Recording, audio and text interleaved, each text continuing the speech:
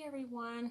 I just wanted to come on just for a few minutes. I tried to do this yesterday. The connection was not that good. I think a lot of people were coming on hello at the same time, so I wasn't able to get on and do a full discussion or have a real conversation. I'm just going to put my website here, and we're going to pin it about healing after divorce.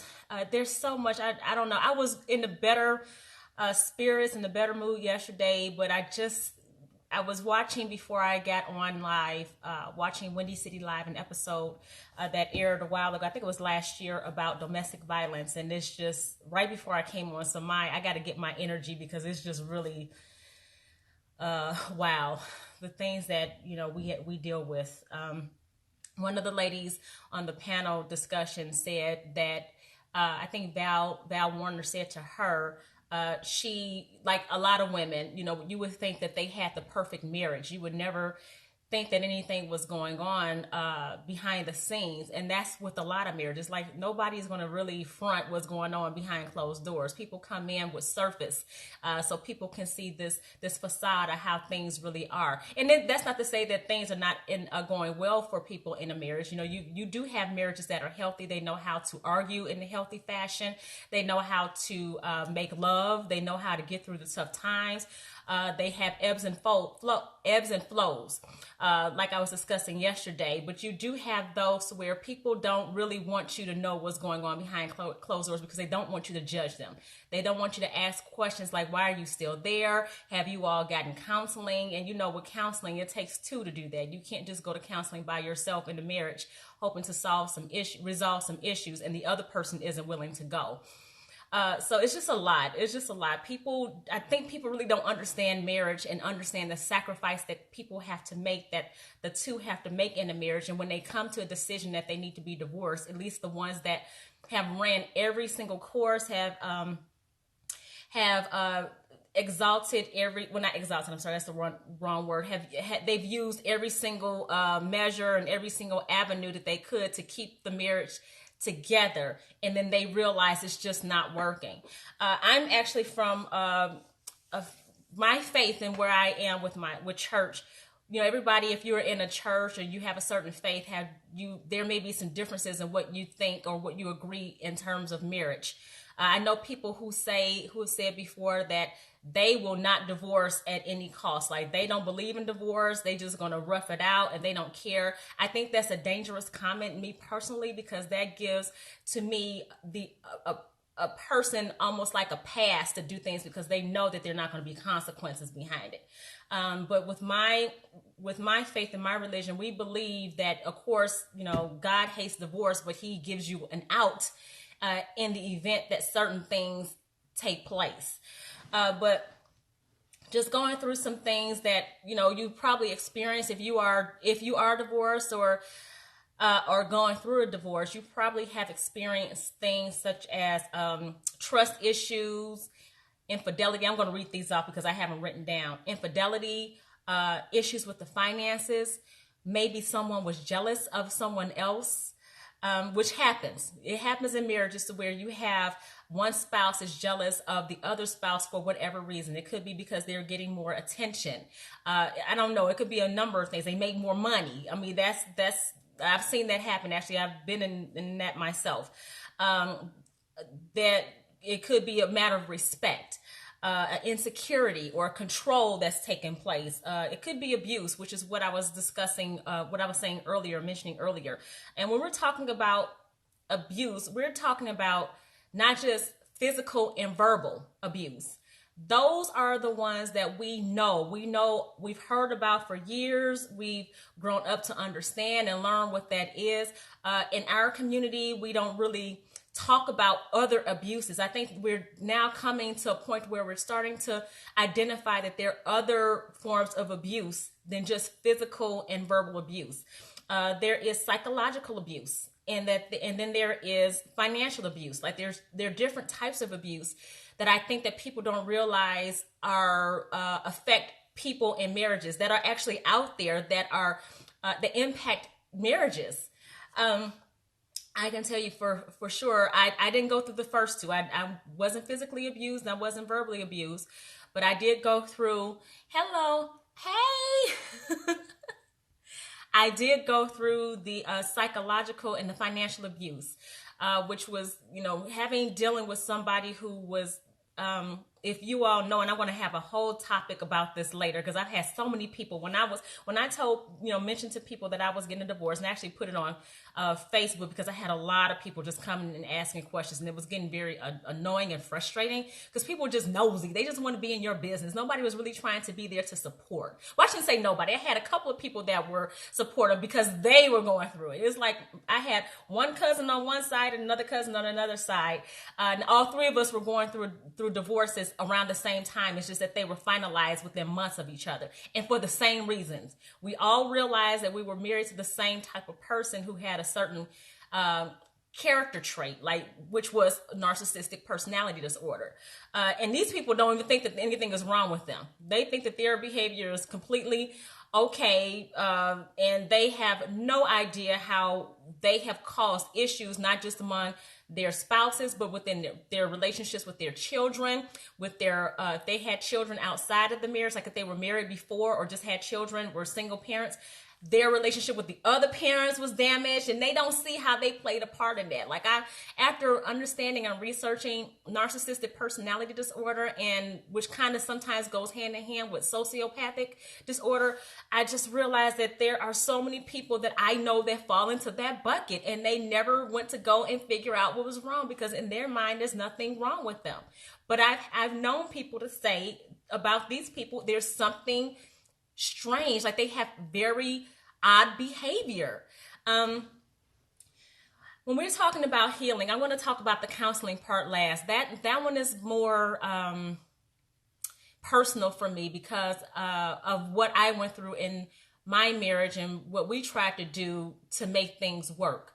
There is a certain thing that needs to take place in order for it to work, and that did not happen for us, and I did not know this or identify this until after the fact.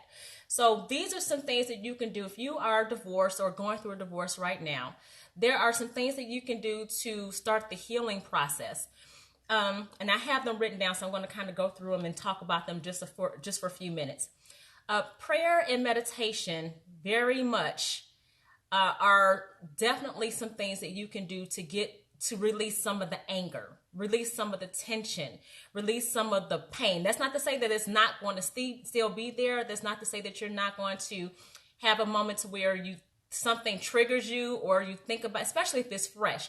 You're going to have moments where you're hurting, and you are just trying to process those feelings, and you have a right to.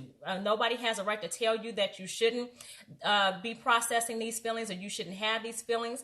No one has a right to tell you when you should get over things.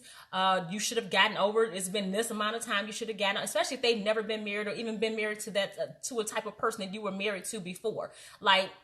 They don't know what you've gone through. They just know surface. So they don't have a right to dictate when you get through something. I guess the issue is not really the issue. The focus, I should say, is to get out of it. You don't want to stew in those juices. You don't want to keep holding yourself hostage and bondage to those emotions. You want to really try to figure out ways to get through, because trust me when I tell you, your energy really comes out.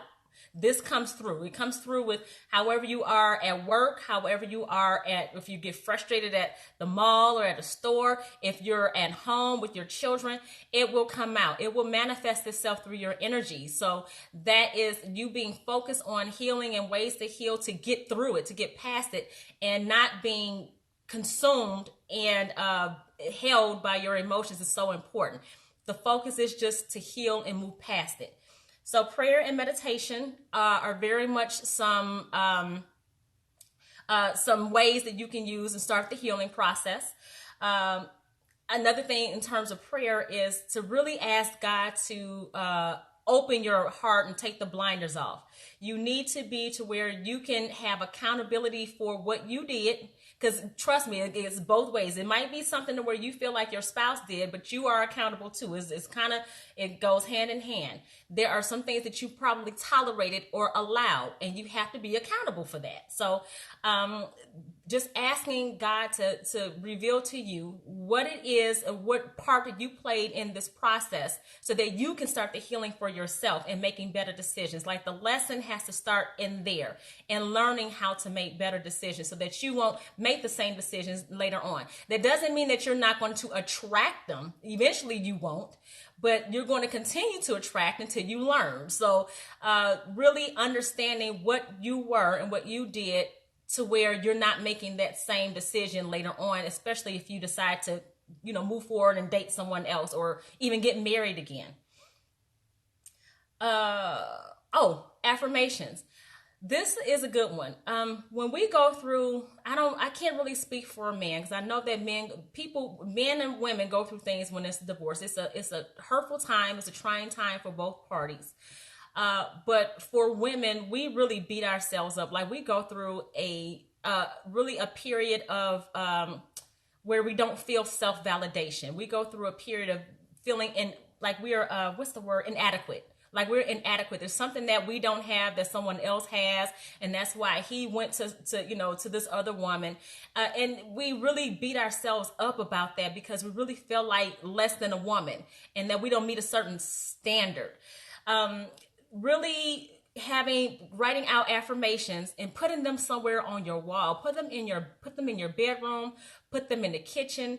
Put them in on your mirror, which is actually probably a really good place to put them because you're now looking at yourself in the mirror and you have your affirmations to where you can speak those affirmations to yourself in the mirror. And we're talking about things like I'm worthy, I'm beautiful, I'm healthy. I can make better decisions. Things that really help you to move forward in the process of healing and not beating yourself up so much and getting to a place of wholeness. I do know that I know a few people who have gone through divorces. And I'm going to just say for women. I'm not going to speak for men here. I'm going to just speak for women. I know a few women that have gone through divorces. And their method of getting over someone was to get under someone. I know you've heard that term, to get over a man, you get under a man. I completely disagree with that because I think all you're doing is masking the hurt. It's really, if you look at it, is an insecurity issue because now you're just saying, it's almost like you're trying to prove that you are desirable because this person doesn't desire to be with you, or you feel insecure, or you feel less than or inadequate from this person. It's almost like you got to prove to not only yourself but to this your ex-husband or whoever you might be going through the divorce with that somebody wants me. This man wants me. Even if you don't, this person does. And it's like, why? Like, why would you disrespect yourself like that? That's not even about him. It's not even about that person. It's more so about you. Why not go through the healing process in more of a holistic approach? Like really take this time of being alone. And I'm not saying lonely. I'm not saying to be lonely. I'm just saying take some time to be alone, to process your thoughts, to figure out what just happened. Really, you're figuring out what just happened. Again, holding yourself accountable for the things that you did and really trying to figure out how to purge. Like you really shouldn't be with somebody else until you have completely purged. And nobody can tell you how long that's going to be. Some people will purge through the process in 6 months. Some people I've heard before that the average is 2 years. I mean, we're not going by averages. We're just going by what is in your best interest and what's in a safe space for you. So that being said, I don't really agree with that get under somebody to get over somebody method or theory that people have. It's just, to me, you're not proving anything. You're doing more harm to yourself and really not allowing yourself to reinforce self-validation and self-esteem, healthy self-esteem, while you're going through the process of getting rid of somebody else who impacted your self-esteem. Let me see. Allow yourself some time to... Thank you. Allow yourself some time to mourn. It's okay. Like if you went through a lot in your marriage with somebody, it's okay to say that, you're mourning the loss, because it really is. Like my cousin and I were saying when we were going through our divorce proceedings, it is a loss. You've been with this person. I know with my ex, I was with him for 10 years. We were engaged for we got engaged 2.5 years after dating, and then got married the following year. So we got married like 3.5 years. But we did have some fun times. I mean, I'm never going to say that there's certain things that we really bonded. Like fishing was our thing. We would go fishing, and it would just be a time where we would just sit and talk, and we would bond with one another. It's okay to celebrate the good times. It's okay to celebrate the good times and mourn the loss of this relationship. Don't fester in it. Like I said, don't fester. It takes a while. It's a whole process that you go through after divorce. You're going through anger. You're going through sadness. It's a whole lot of emotions that you're feeling.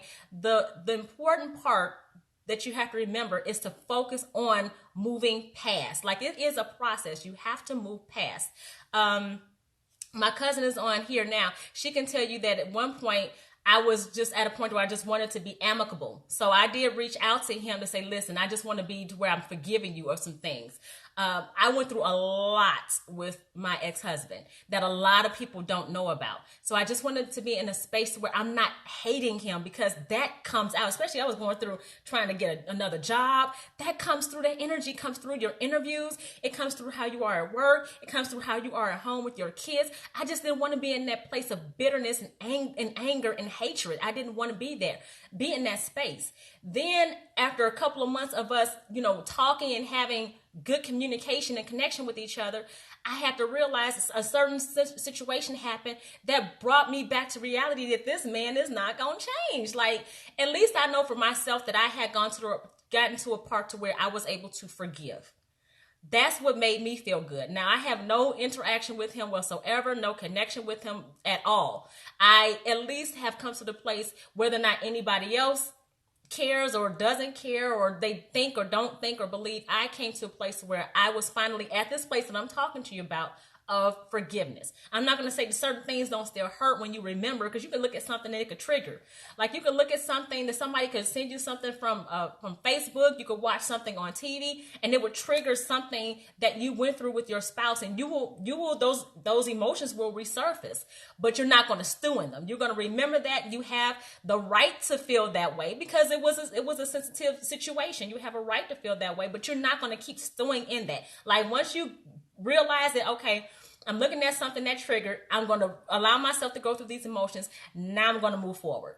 Like we've been there, done that. Let's move on. Because you don't want to be going to sleep with that energy. You just don't want to have that in your life. In your prayers and in your meditation, you really want to focus on forgiveness. And I know it is hard to forgive someone, especially if you are just going through the divorce process and you really feel like they just did you wrong. You went through this, that, and the other. Trust me, I'm going through it still with my divorce. I am divorced, but we got some things that we're trying to clear up, even post-divorce. So trust me when I tell you, I get it. There is that need to hold on, but to that anger, because you really felt like this person did you wrong. But again, like I just said, you don't realize that you're giving off a certain energy when you're even around your friends, or when you're talking to somebody like family. You really have to work on it. And after a period of time, your family and your friends are like, all right, I don't want to hear about it no more. Girl, when you going to move on? Like they are going to be like, it's already had one person. And she didn't even know what I was going to say. I had a cousin that did that to me recently. And I'm like, you didn't even know what I was going to say. She's like, I didn't want to hear it. And I was like, okay. And she was one of the ones that was going through the divorce process. And it was like me and one cousin on this side and one cousin on that side. She was going through the divorce process. Her and I were actually talking more about, she's the one, well, actually somebody else in his family hit me to it, but she was one of the ones that told me you really need to explore and understand and do research on narcissistic personality disorder. But when she told me recently, because something happened that I found out about, and I wanted to talk it through. No, it wasn't you. It wasn't you. It wasn't you, cuz. It was the other one, not you. But the thing is that I wanted to talk to her about it because I was feeling a certain way then. That's not to say that I was going to stew in those juices and keep it going and I'm just about to go to bed angry and just do all this. I just wanted to talk to her and she didn't even want to talk about it. So I was just kind of like, okay. But I just left it alone because I'm telling you, people will get to the point where they don't want to hear it anymore. So just be at a place where you can be open to forgiveness. Learn ways to forgive, because I guarantee you, if you feel like that person did you wrong, they're going to sleep at night while you're over here, can't sleep, have insomnia, you have anxiety, maybe even depression, you get anger. All of this stuff is impacting is creating imbalance for you, your hormones, your body, your digestive system, because you realize you can't eat, or you're eating more, or when you can't have, you're constipated, can't have regular bowel movements. All of that stuff festers. It's all part of your chemistry. It's all part of your balance. Meanwhile, this person has gone to bed at night, gone to sleep, and probably posting how they're living their best lives while you over there stewing, even though it could very well be that they did you wrong. But you got to get past it, because there's nothing that you can do about it at this moment if it's not something that you can seek out legally. But you can't keep stewing in that. Like, you have to move forward. Make every day a mission to take one day, to put one foot in the other in forgiveness and healing and moving forward. And releasing that anger. Let me see. Don't relive the past. That's a good one. It's hard sometimes to not think about it, to think about certain things. It really is a challenge. But if you are, again, continuing to fester in it, just like keep living in it and not trying to move past it. Like, you can't live in the past. You're never going to be able to move forward and keep your eyes forward and be grateful for what is ahead of you if you're constantly going like this in the past, looking at what happened to you in the past. And also, when you start dating, that's going to have an impact. Like, that person is going to be able to read your energy to realize you really haven't forgiven this person. You really haven't moved forward. You really haven't, you're going to hold me accountable for what this person did, because I hear it all in your voice. I hear it in your words. I see it in your body language. You really haven't moved forward. So that's, really not living in the past is very important. I mean, I know I'm beating some of these like a dead horse, but it's hard when you've gone through a divorce, and again, when you've gone through something so painful and you realize you're going through, and it's not just the divorce itself, but some of the things that you tolerated, especially if you felt like you did what you could and that person took advantage of you. It's hard. It's really hard. Your supports. Oh, don't blame yourself. That's another thing. Do not blame yourself. There's accountability there, but your accountability will be more so, how did you handle it? Did you continue, like I mentioned before, did you continue to give this person passes? Did you continue to tolerate certain things? Like, those are things that you have to look at, because now when you learn the lesson, I bet you ain't going to tolerate it again. You're not going to tolerate that from somebody else. But don't blame yourself for everything that transpired in your marriage. Just hold yourself accountable for the things that you know that you could have done to make some changes, not just for your marriage, but for yourself, for your own peace of mind, for your own sanity.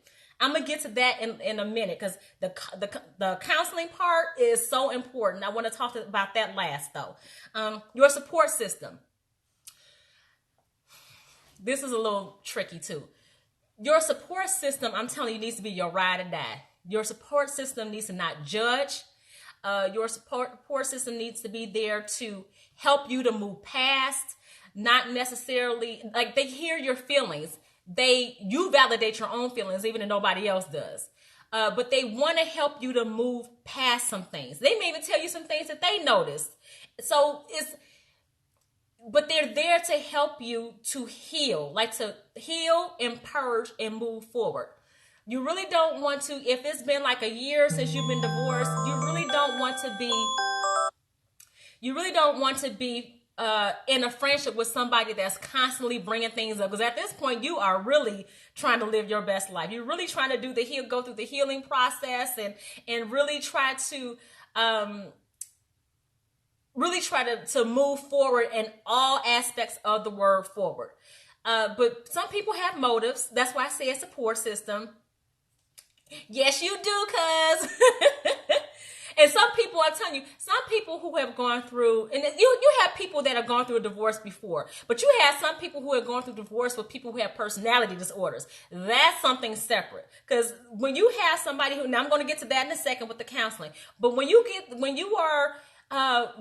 have a support system of people who actually went through some of the things that you went through, like with their partner, their ex-husband or their ex-spouse, then it's a little bit more of a understanding. Like they get it. Like it's not just where he cheated, or there are issues with finance. Like when you have somebody who's a narcissist, or possibly has like a sociopathic, just like that's a whole different level. So it's like you really need somebody that's going to, people in your tribe, that's really going to not really necessarily hold your hand, but help you validate your emotions and help you to move forward through the healing process. Like, just it's time to let that go. Like just slowly but steady let things go. Pamper yourself. That's another thing.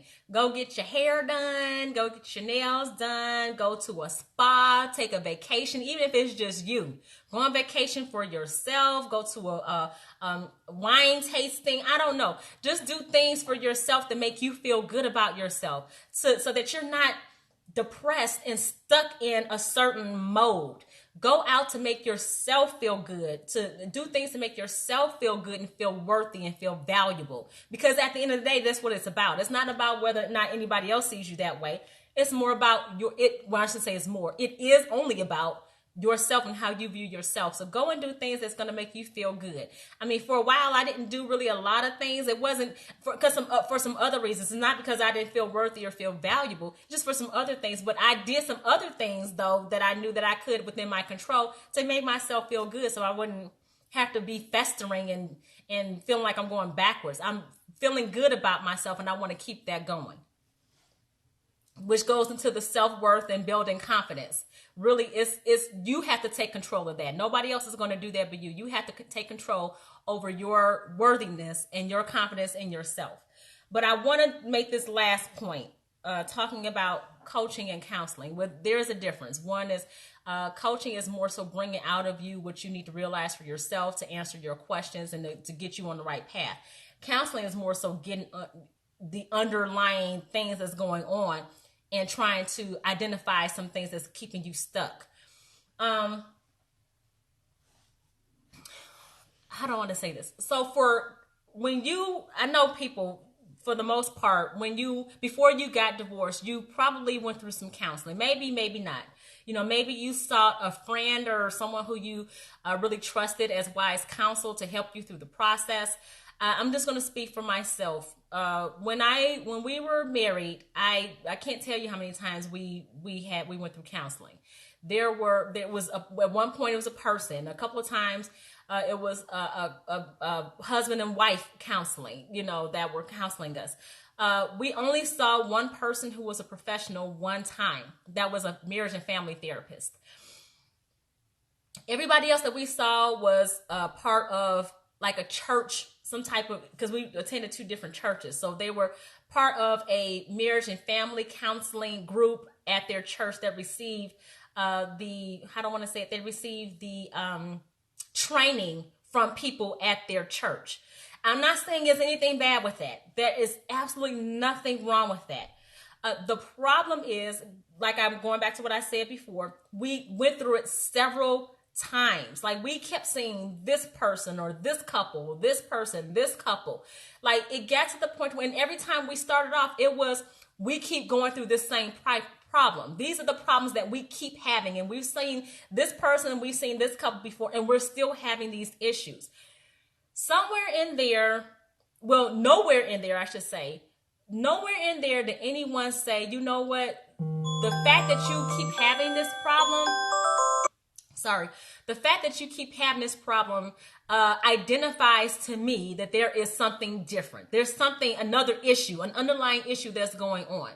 you have to remember that when you're going to counseling, and I'm not saying that it's bad, because everybody that gave us counseling, I appreciate them. They did the very best that they could. They used the tools and resources in their training. But the thing is that when you're going to counseling and you're constantly having the same issues, when you have marriage and family counseling, those counselors are there to help resolve the issues in the marriage, to help you move forward in your marriage, to help you make better decisions in your marriage. They're not equipped if they're not if they don't have training in psychology.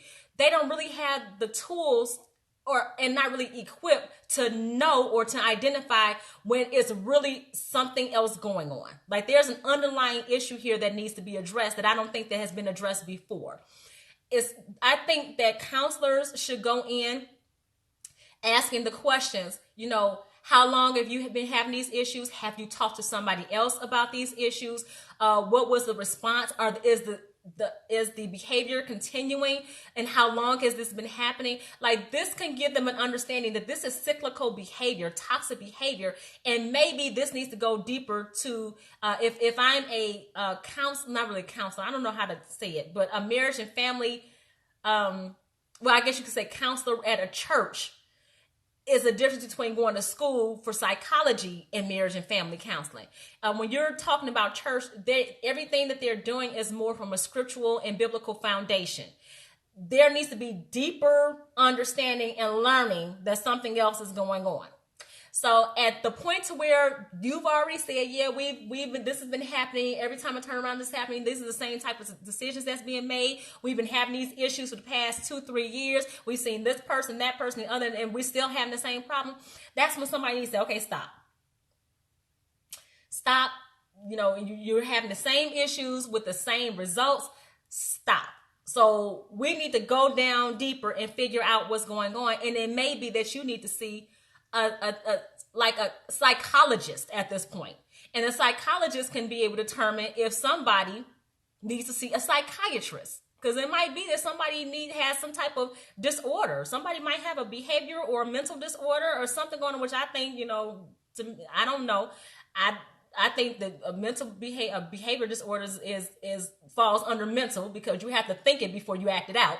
So somebody needs to say there's a different issue going on here, and one of you all, whoever it is that they have identified, you need to seek some therapy. Like something is going on with you that they need to get to the bottom of you to help resolve this issue within you, because until we resolve this issue with this one person, y'all gonna keep having the same issues in your marriage. Like it's gonna be cyclical behavior because nobody has figured out the root cause needs to be that this person needs to seek serious psychological therapy. And it has to be like for a long time, especially if they've never been told that before. This behavior is rooted in them. Like it's not going nowhere. This is a habit. They're going to keep doing this. So they need to seek some type of individual behavior. So I don't think that counseling is bad at all. Counseling, whether it be church counseling or you get like your employee assistance program and get counseling. I mean, it's there for a reason. No, everybody's marriage is not smooth sailing. People go through ups and downs, everything, because you're still learning, you're growing, you're developing. One person is here, another person is there. You're constantly trying to sacrifice to make things work. And if you have children, and especially children outside of the marriage, that's bringing an entirely different dynamic. But when it gets to be to where, again, you see that this is a whole different issue that needs to be handled differently from a professional, then that's what needs to happen. That's all I have. I don't have anything else. Please feel free to reach out to me. Let me know if this was good for you. Let me know if you have any questions, if there's anything else that you think I should go more into. I do plan to talk more about these subjects individually, and I actually do plan to talk more about narcissistic personality disorder. That is something that a lot of people I don't think realize, that, if you're with a spouse or if you've been divorced from a spouse and there are certain traits or behavior that were present, I don't even think you realize that you were dealing with somebody who had a mental disorder, and they didn't even realize it. Honestly, I'm just getting real. Okay, I'm back. I'm sorry. I was just getting rid of some of the stuff so that you didn't see it on your, hear it on your end, these alarms that I have set. But anyway, that's all I have. Thank you for joining me today. And I hope to be on here sometime next week, really taking a deeper dive at these things and helping us all through the healing process. Until next time, thanks. Bye.